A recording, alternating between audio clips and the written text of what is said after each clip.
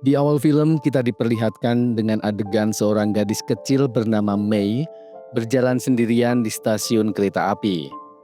1 jam sebelum peristiwa itu, Mei sedang diinterogasi oleh Emil, seorang mafia Rusia. Mei dituduh membohonginya. Emil memaksa Mei untuk memberikan sejumlah angka. Bahkan dia mengancam akan menyiksa Mei jika dia tidak menurutinya. Di sekolah, Mei adalah seorang jenius matematika. Dia mengoreksi cara menghitung gurunya. Kepala sekolah yang menyadari bakat Mei ingin memindahkan Mei ke sekolah yang lebih unggul. Namun, Mei menolaknya karena dia ingin bersama teman-temannya di sini. Begitu juga saat di perjalanan pulang bersama teman-temannya, Mei juga berkata dia tidak menyukai angka. Dia lebih menyukai teman-temannya di sekolah ini. Ketika bercerita dengan teman-temannya, tiba-tiba seseorang menculik Mei dan memasukkannya ke dalam mobil. Di tempat lain, seorang petarung bernama Luke berhasil memenangkan sebuah pertandingan. Namun keluarga dari lawannya tersebut tidak terima dan memukul Luke ketika dia menjenguk di rumah sakit. Luke pun pergi meninggalkan ruangan itu. Luke menemui Barkow, si promotor pertandingan. Dia menyalahkannya atas apa yang terjadi. Bukannya merasa bersalah, Barkow justru balik memarahi Luke. Karena di pertandingan itu dia kalah banyak. Dan yang lebih parah adalah kekalahan Emil mafia Rusia. Dan kali ini, anak buah Emil akan mencarinya dan juga mencari Luke. Barkow berkata, kini hidupnya menjadi terancam karena Emil. Dan karena Emil tahu dialah yang menyeting pertandingan itu. Dia bisa sedikit aman jika menyerahkan kepala Luke kepada Emil. Mendengar itu, Luke memukuli Barkow dan anak buahnya. Mei yang mempunyai keistimewaan dalam menghitung dibawa menghadap Han Jiao. Han Jiao membutuhkan keahlian Mei dalam berhitung.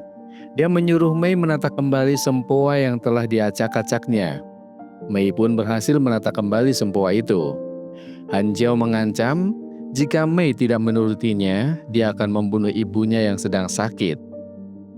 Han Jiao akan membawa Mei ke luar negeri bersama salah satu anak buahnya yang akan berpura-pura menjadi ayahnya, dan setelah dia kembali, dia harus membawakan hasil yang diharapkan Han Jiao. Dalam perjalanan, Luke menghubungi istrinya. Namun istrinya tidak mengangkat telepon, lalu dia meninggalkan pesan suara. Sesampainya di rumah, dia tidak menemukan siapapun. Dia lalu berjalan lemas dan berlutut. Di belakangnya, Vasily, anak dari Emil, datang bersama anak buahnya. Dia terus mencecar Luke. Dia berkata bahwa istrinya telah mati. Vasily berkilah ini bukan salahnya, tapi adalah salah Luke sendiri yang telah membuat Emil rugi besar. Dia berkata bahwa dia dan anak buahnya akan terus mengawasi Luke, dan jika Luke melakukan kesalahan, maka Luke akan bernasib sama dengan istrinya. Luke hanya diam sambil menahan emosi mendengar semua yang diucapkan oleh Vasily. Di tempat lain, Kapten Wolf menyerahkan dokumen palsu untuk mengelabui imigrasi kepada Chen. Kapten Wolf meminta imbalan dari hasil kerjanya. Namun, Chen menolak permintaan Kapten Wolf. Justru dia mengancam, jika Kapten Wolf macam-macam, maka anak buahnya akan menembaki polisi dan keluarganya di jalanan. Mendengar itu, Kapten Wolf hanya bisa terdiam.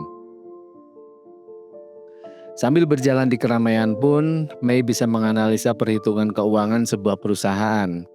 Dia menganalisa dengan tepat.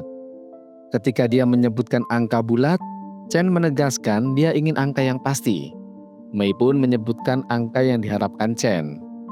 Chen lalu mendatangi kasino yang mengalami kerugian besar. Anak buahnya menyiksanya sedemikian rupa, dan ketika dirasa cukup, lalu dia menembak manajer kasino itu.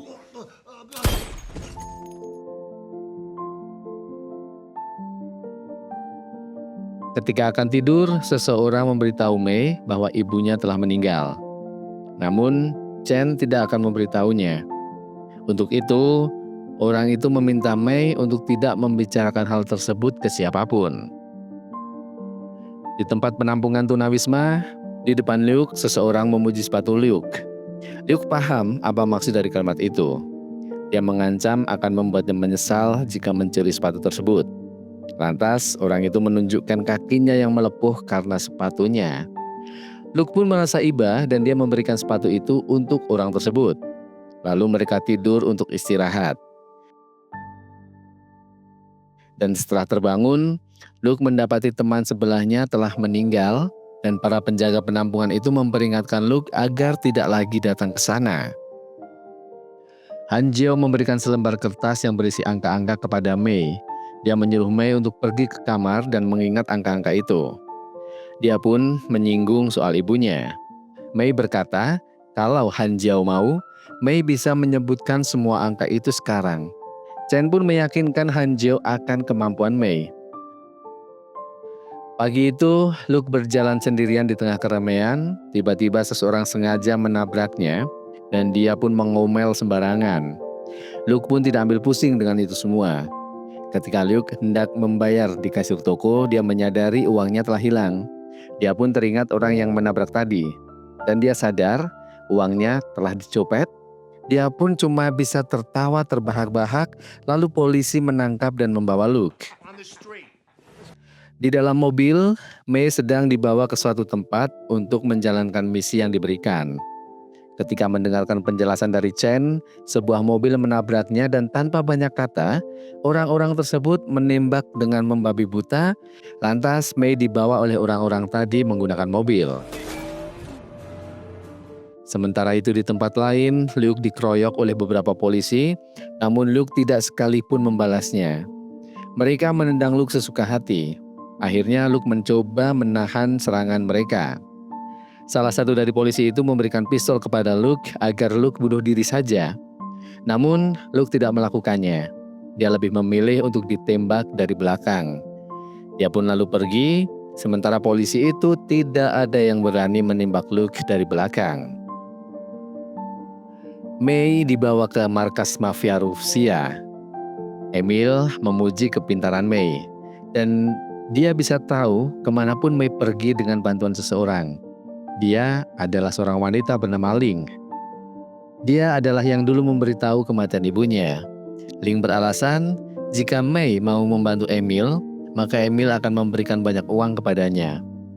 Mei pun marah atas apa yang dilakukan Ling. Ketika Ling ditanya terkait apa arti pembicaraan mereka, Ling menjawab bahwa Mei tidak mau memberitahunya. Lantas, dia pun tewas dengan peluru di dalam kepalanya. Lalu dia pun menodongkan pistol ke wajah Mei. Dari luar terdengar NYPD mengetuk pintu, dan di luar anggota NYPD mengepung markas Emil. Sementara itu dalam perjalanan, Kapten Wolf mendapat perintah dari Quan Chang untuk merebut kembali Mei. Namun Kapten Wolf menawarkan perjanjian baru. Dia juga mendapat penawaran dari Emil, apapun yang Quan Chang tawarkan, dia akan melipat gandakannya. Dia kembali menghubungi Quan Chang perihal penawarannya. Di dalam markas, Mei berhasil kabur keluar. Emil pun memberitahu kapten bahwa Mei telah kabur. Dia pun memperbarui kesepakatannya. Kapten pun mengerahkan pasukannya untuk mencari Mei. Han Jeo mengancam Quan Chang, jika kepolisian atau mafia Rusia lebih dulu menemukan Mei, maka kematian akan menghampiri Quan Chang. Di tempat lain, Luke yang putus asa berniat untuk mengakhiri hidupnya. Namun hal itu urung dia lakukan ketika dia melihat Mei. Dia pun memperhatikan Mei yang saat itu terlihat menghindari para mafia Rusia yang mencarinya. Mei masuk ke dalam kereta. Luke yang merasa penasaran melompat ke belakang kereta. Mei terus berlari menghindari kejaran para mafia Rusia tersebut. Sementara itu, Luke mengikuti dari belakang. Melihat Mei yang kehabisan jalan, Luke menyerang semua mafia tersebut.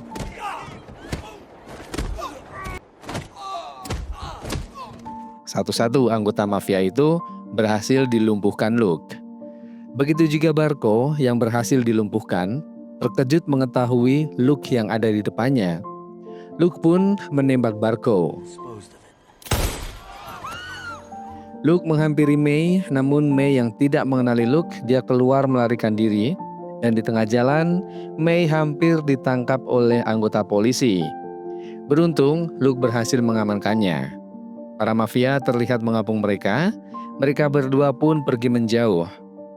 Di jalan, Luke bertanya kepada May apa yang telah dia lakukan sehingga membuat semua orang ingin menangkapnya. Emil menelpon anak buahnya.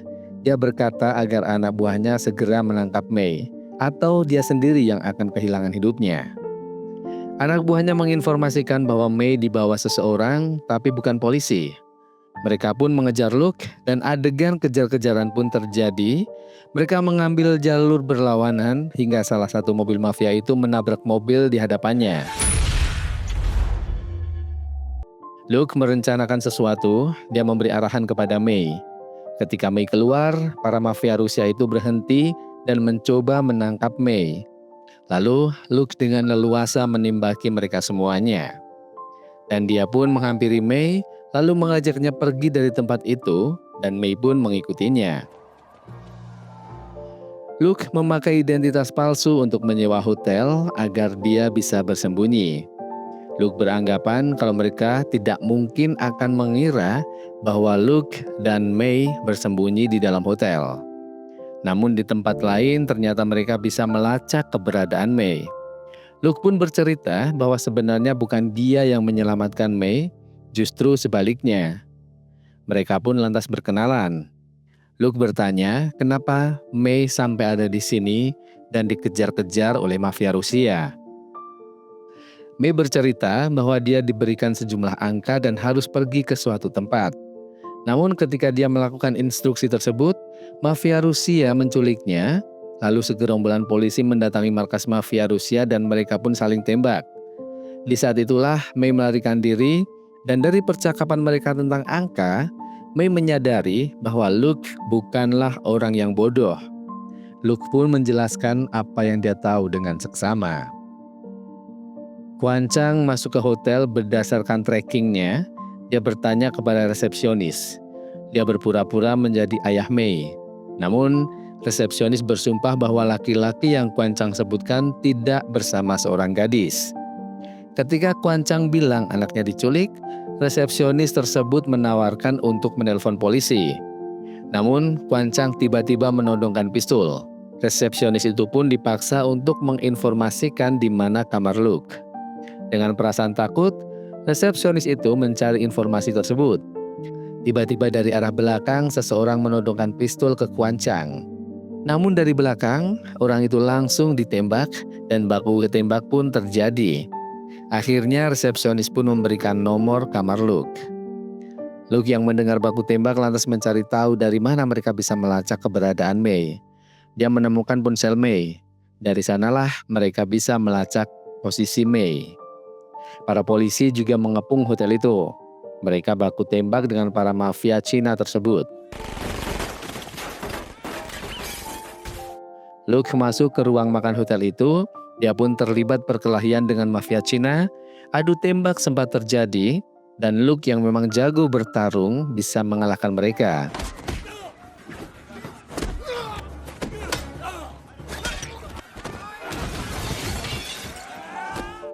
Namun, Quan Chang berhasil menangkap May dan ketika ditembaki, Luke melompat keluar jendela. Dia pun lari dari tempat itu. Sementara para tamu hotel berhamburan keluar dan para mafia Cina membaur dengan mereka agar bisa melarikan diri. Quan Chang yang berhasil membawa May masuk ke mobil lalu membawa lari May. Sementara Luke yang berlari merampas mobil salah satu orang yang ada di sana. Namun, dia beralih memilih taksi dan meninggalkan mobil itu. Di dalam taksi, Luke menelpon Vasily. Dia berkata bahwa dia punya nomor yang diinginkan oleh para mafia Rusia. Dia pun mengajak Vasily untuk bertemu agar dia bisa memberikan nomornya. Danny bertanya kepada Kapten Wolf mengapa Luke bisa terlibat masalah ini. Danny tahu persis siapa Luke. Jadi dia meminta kepada Kapten Wolf agar menyingkirkan Luke. Kapten Wolf berkata dia janji akan membereskan semua ini. Lalu salah satu anggota yang lain mengabarkan bahwa Danny harus segera memberikan statement kepada media. Sekali lagi, dia memperingatkan Kapten Wolf agar May tidak keluar dari kota itu. Quan Chang membawa May menemui Han Jiao. Han Jiao menginterogasi May. May menjawab bahwa Luke juga meminta nomor itu. Tapi May bilang dia tidak memberikannya. Hanjo tidak percaya atas apa yang dikatakan oleh Mei. Dia pun marah. Mei juga melampiaskan apa yang dia pendam selama ini. Kenapa Hanjo tidak jujur mengenai kondisi ibunya? Di sela-sela percakapan mereka, Kuan Chang menerima telepon dari Mayor Tremelo. Mereka akan mengubah tempat mereka bertemu. Karena untuk saat ini, di tempat mereka tidak memungkinkan karena banyaknya media yang ada di sana. Luke menyuruh supir taksi untuk berhenti, lalu Luke menghampiri gadis yang ada di pinggir jalan. Lantas dia mengajak gadis itu pergi. Mereka memasuki sebuah restoran di mana banyak orang Rusia di tempat itu. Setelah selesai memanfaatkan gadis tersebut, Luke memberinya sejumlah uang lalu menyuruhnya pergi. Luke lalu pergi ke bar dan tidak lama dia di sana, dia lalu menyerang orang di sampingnya. Tanpa kesulitan, Luke menghajar mereka semua. Baku tembak juga sempat terjadi. Luke membawa salah satu dari mereka ke dapur lalu membawa kendaraan mereka. Setelah berhasil membawa mobil itu, Luke menelpon Emil. Dia memberitahu bahwa dia saat ini membawa Vasily. Dia berkata bahwa dia akan membuat Vasily membeberkan semua rencana Emil. Dia juga mengatakan bahwa dia mengetahui kode-kode angka yang Mei tahu. Di tengah kondisinya, Vasily masih sempat mengancam Luke. Namun, tanpa takut sedikit pun, Luke menanggapi omongan Vasily dengan santai. Dia lalu membungkam mulut Vasily dengan lakban. Di tempat lain, Kuan Chang sedang bersama Mei. Mereka menuju ke tempat yang telah Kuan Chang sepakati untuk bertemu dengan seseorang yang menelponnya tadi. Luke membuat janji bertemu dengan Kapten Wolf dan anggotanya. Ketika bertemu Luke, Benoit, salah satu anggota polisi tersulut emosinya, namun Kapten Wolf mencegahnya. Dia memberikan sepotong roti kepada Luke. Luke dengan lahap memakannya. Lalu Luke meminta korek kepada mereka. Benoit semakin terpancing emosinya. Dia membakar kertas yang berisi kode-kode yang dicari oleh orang-orang. Mereka pun kaget. Namun, Luke meyakinkan bahwa dia mengingat dan menyimpan nomor-nomor itu di otaknya. Mereka lalu menyusun rencana untuk menggerebek kasino tempat mereka dan para mafia akan melakukan transaksi. Luke sengaja memanggil mereka agar mereka membantunya. Dan mereka pun juga akan mendapatkan keuntungan dari hal tersebut. Mereka pun bersiap-siap dengan membawa senjata dan rompi anti peluru. Dan setelah dirasa persiapan selesai, mereka pun lantas bergerak. Mereka lalu masuk ke kasino itu dengan melumpuhkan penjaga pintu depan. Sesampainya di dalam, Kapten Wolf memberi tembakan peringatan dan para pengunjung pun berhamburan keluar. Lalu baku tembak antara mereka terjadi. Mereka saling serang dengan senjata masing-masing. Luke melumpuhkan mereka dengan senjata yang dia pegang. Meja yang dipakai untuk perisai pun tembus kena tembakan Luke. Dia pun kembali berjalan dan menyerang lawan-lawan yang menghalanginya dengan tangan kosong. Benoit menembak benda di depannya, namun pelurunya justru memantul mengenai dirinya sendiri. Dia berteriak kesakitan. Kapten yang melihat itu justru menembaknya dan meninggalkan dia begitu saja. Salah satu anggota mafia China menelpon Han Jiao melaporkan bahwa mereka diserang oleh polisi. Lalu Han Jiao meminta anak buahnya menghubungi Kuan Chang dan meminta untuk dibawakan angka-angka itu lalu membunuh orang-orang yang terlibat. Sementara itu, Luke dan teman polisinya semakin mendekat ke tempat persembunyian Han Jiao. Mereka memasang peledak di pintu masuk. Ketika pintu itu berhasil diledakkan, mereka langsung merangsek ke dalam dan membunuh anggota mafia China yang ingin melawan. Luke menghampiri brankas, namun sebelum dia membuka brankas itu, dia menyuruh semua yang ada di sana untuk meletakkan senjata ke lantai. Karena mereka bisa saja akan menembak Luke begitu pintu brankas terbuka. Mereka menuruti permintaan Luke. Lalu Luke membuka brankas dengan kode-kode yang dia ingat. Luke mencoba membuka pintu brankas, namun dia gagal. Dia beralasan dia salah memutar arah putaran. Lalu dia mencoba lagi, namun sebelum membuka, dia menembak polisi-polisi itu, lalu menyuruh Kapten Wolf yang juga terkena tembakan untuk membuka brankas tersebut. Begitu brankas terbuka, terlihat uang yang sangat banyak dan Luke melemparkan tas ke Kapten Wolf. Luke dan Kapten Wolf berjalan keluar melewati para polisi. Kapten Wolf meminta mereka menghubungi ambulans untuk menolong para polisi yang terluka setelah penyergapan tadi. Kapten Wolf dan Luke pergi menggunakan mobilnya. Luke mengikat tangan Kapten Wolf dan menutup mulutnya dengan lakban. Lalu dia menelpon Danny menggunakan ponsel Kapten Wolf. Luke mengatakan bahwa dia membawa uang Danny sebesar 30 juta dolar. Setelah mendapatkan nomor HP Alex, Luke menelponnya. Dia menggali informasi dari Alex. Dia bilang dia telah membuka brankas pertama. Namun dia masih harus membuka brankas yang kedua, yang isinya adalah data-data rahasia tentang aliran dana yang masuk ke jaringan teroris dan mafia. Alex menemui Quan Chang untuk melaksanakan kesepakatan. Alex memberikan data, sementara May akan memberikan angka-angka kodenya, dan Alex akan mendapatkan uang tunai. May berkata bahwa angkanya sangat panjang, jadi Alex harus menulisnya. Alex mengeluarkan pena, dia justru menyerang anggota mafia Cina tersebut. Dia, dengan gerakan yang sangat cepat, mampu mengalahkan mereka dengan beberapa tembakan. Dan Quan Chang ditodong dengan pistolnya. Lalu dia membunuh Quan Chang dan membawa May pergi dengan mobilnya. Dia lantas menghubungi Luke. Dia membuat janji untuk ketemu. May menyangka Alex adalah teman Luke. Di tempat lain, Danny sedang menunggu kabar dari Alex. Tapi begitu masuk ruangan, Luke sudah menunggunya. Dia menodongkan pistol ke anak buah Danny. Dia pun melumpuhkannya dengan sekali pukul. Lalu dia memaksa Danny untuk membuka brankas dan menyerahkan sebuah disk. Begitu mendapatkan disk itu, Danny yang sedang duduk langsung dipukul dan tak sadarkan diri. Alex dan May sudah menunggu Luke di tempat yang sudah dijanjikan. Alex mengeluarkan pistolnya dan membelai rambut May, lalu Alex menodongkan pistol itu ke kepala May.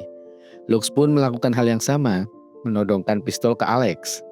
Alex berkata bahwa Luke memang memiliki uang dan disknya, tapi Alex memiliki kehidupan May, di mana May adalah satu-satunya alasan Luke untuk tetap bertahan hidup. Alex bertanya di mana uangnya. Luke menjawab kalau Alex menginginkan uangnya, maka dia harus merebut darinya dengan kekerasan. Mereka pun meletakkan pistolnya ke tanah, lalu mereka bersiap-siap untuk saling serang. Tanpa diduga, May menembakkan pistol itu dan mengenai kaki Alex. Sebelum dia bangkit, Luke menembak kepalanya.